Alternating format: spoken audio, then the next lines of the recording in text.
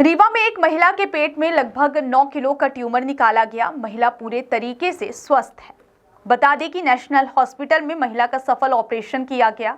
Cancer specialist doctor Akhilesh Patel और पूजा गंगवार की team ने ऑपरेशन के बाद ट्यूमर को पूरी तरीके से निकालकर बाहर किया। डॉक्टर अखिलेश पटेल का कहना है कि ट्यूमर ऑपरेशन के बाद भी फैलता है। हमें जहां जहां भी आशंका थी कि इस वजह से ट्यूमर फैल सकता है, पूरी तरीके से उस पोर्शन को निकाल दिया है। रीवा में एक बार फिर से मेडिकल साइंस को लेकर बड़ा ऑपरेशन किया गया, जिसमें महिला के पेट से लगभग 9 किलो का ट्यूमर निकाला गया है। ट्यूमर निकालने के बाद महिला पूरी तरह से ठीक है। महिला के पेट में भारी गठान की समस्या का पता सोनोग्राफी और सिटी स्कैन के माध्यम से चला। जांच में यह स्पष्ट हुआ कि महिला की ओवरी में 9 किलो का बड़ा ट्यूमर है, जिसे तत्काल हटाना आवश्यक है। इस चुनौतीपूर्ण ऑपरेशन का नेतृत्व डॉक्टर पूजा गंगवार ने किया। उनके साथ एक विशेष टीम बनाई गई, जिसमें एनेस्थीसिया विशेषज्ञ डॉक्टर निष्ठा, ओटी टेक्नीशियन गोपाल और शबाना तथा अन्य स्टाफ शामिल थे। ऑपरेशन के दौरान ट्यूमर को सफलतापूर्वक बाहर निकाला गया। यह ट्यूमर कई जगहों पर चिपका हुआ था, जिसे विशेष मशीनों की मदद से अलग किया गया। ऑपरेशन के दौरान महिला की बच्चेदानी और कैंसर फैलाने वाले लिम्फ नोड्स को भी हटाया गया है। मरीज अब स्वस्थ हैं और जल्द ही पूरी तरह से ठीक होने की उम्मीद है। अस्पताल के संचालक डॉक्टर अखिलेश पटेल ने कहा कि हम पिछले 3 वर्षों से कैंसर से संबंधित जटिल और दुर्लभ ऑपरेशन कर रहे हैं। इस सफलता ने रीवा को चिकित्सा क्षेत्र में एक नई पहचान दिलाई है। ऐसे प्रयास रीवा को मेडिकल हब बनाने की दिशा में एक बड़ा कदम है। उन्होंने इस महत्वपूर्ण उपलब्धि के लिए पूरी टीम, विशेष रूप से डॉक्टर पूजा गंगवार और आईसीयू स्टाफ को बधाई दी है। यह उपलब्धि न केवल अस्पताल के लिए बल्कि रीवा और आसपास के क्षेत्रों के लिए मरीजों के लिए एक नई आशा लेकर आई है। नेशनल हॉस्पिटल की यह सफलता आधुनिक चिकित्सा सुविधाओं और समर्पित टीम की क्षमता का प्रमाण है। कौन सी महिला कब आई, कैसी है स्थिति को यहाँ पे क्या जी नमस्कार सभी दर्शकों को। मैं doctor Akhilesh Patel, national hospital Rewa से। आपने एक जो जानकारी चाहिए है उसमें एक महिला थी जिनको पेट में काफ़ी सूजन थी, जैसे प्रेगनेंसी जैसा उनका पेट बड़ा सा हो रहा था।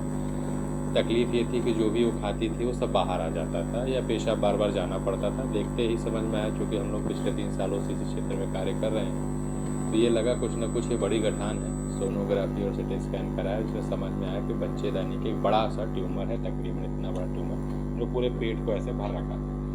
पहले तो जब समझाया तो उनको परिवार वाले चीज़ों को समझने में थोड़ा सा असहजता महसूस करी। फिर धीरे धीरे काउंसलिंग करके बताया गया कि इसका ऑपरेशन हो सकता है।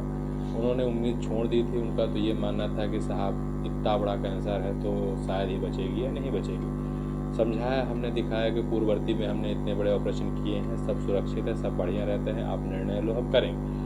टीम बनाई गई। डॉक्टर पूजा गंगवार मैडम जो हमारा गायनेक है, गायनेक अंको यानी बच्चेदानी से संबंधित कैंसर को पूरा टैकल वही करते हैं।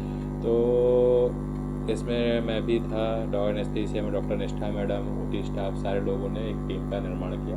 पूरी जांचें की गई। ऑपरेशन के दौरान जब ऑपरेशन में हम गए तो लगभग 3 घंटे ये ऑपरेशन चला। और आप लोगों के माध्यम से ये कहूँगा कि इसमें जो एक बड़ा ट्यूमर जो लगभग 9 किलो का था वो पूरा ट्यूमर निकला। ट्यूमर के बाद जो बच्चेदानी से जो उगा था या अराइज हुआ था, उस बच्चेदानी को भी निकाला गया। साथ ही साथ ये भी कैंसर जो है आँख का पर्दा उससे आगे फैलता है और नोड से फैलता है, वो पर्दा भी हमने निकाल दिया। और जिस ग्रंथि से ये आगे कैंसर फैलता है उस ग्रंथि को भी निकाल दिया। कहने का तात्पर्य ये है कि इनका संपूर्ण ऑपरेशन एक ही सिटिंग में, एक ही बार में कर दिया गया।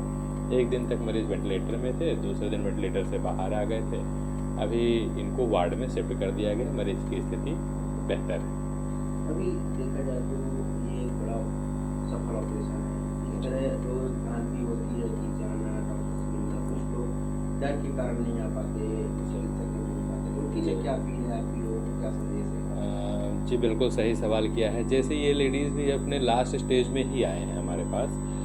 ये कहना चाहूँगा कि इनको जब तकलीफ इतना बड़ा, जब पेट का ट्यूमर पेट में होगा तो हम जो भी खाना खाएंगे तो आते तो दब गई उसकी वजह से, तो जो भी खाओगे तो बाहर आ जाना है। तो ये पिछले 7-8 दिनों से खाना खा ही नहीं पा रही और नीचे पेशाब की थैली होती वो भी दब रही थी, तो हर 10 मिनट में उनको पेशाब लगती थी।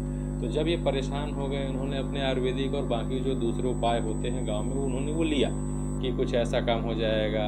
कुछ लोगों ने दूसरे तरीके से बोल दिया प्रेगनेंसी तो है ही नहीं, उस उम्र में होती भी नहीं, उनका वो है भी नहीं। तो यही कहना चाहूँगा कि यदि ये पहले की अवस्था में आते और जब वो गठान छोटी थी तो उस ऑपरेशन को, जैसे इनका ऑपरेशन अभी तो हमने पूरा ओपन मेथड से किया, इस ऑपरेशन को हम दूरबीन से भी कर सकते हैं। रीवा में अब ये सुविधा उपलब्ध है, मैडम ही करते हैं, तो इसको हम दूरबीन से ऑपरेशन कर लेते तो इतना चीरा भी नहीं लगता। तो आपके माध्यम से यही संदेश है कि बीमारी को शुरू में यदि पहचान में आ गई है, यदि कोई लक्षण है, ब्लीडिंग हो रही है बच्चेदानी के रास्ते से, मावात जा रहा है, 40 के ऊपर की जो भी हमारी माताएं बहनें हैं, इस पे विशेष ध्यान दें कि किसी को अनियमित माहवारी अलग चीज़ है और बार बार ब्लीडिंग होना या मावात होना किसी तरीके के कैंसर के लक्षण हो सकते हैं, उसे इग्नोर ना करें। नज़दीक में जो भी आपके गायनेकोलॉजिस्ट हैं या सर्जन हैं या जिनको इसका अनुभव है, उनको जाके दिखाएं और शुरुआत में ही इसका इलाज लें।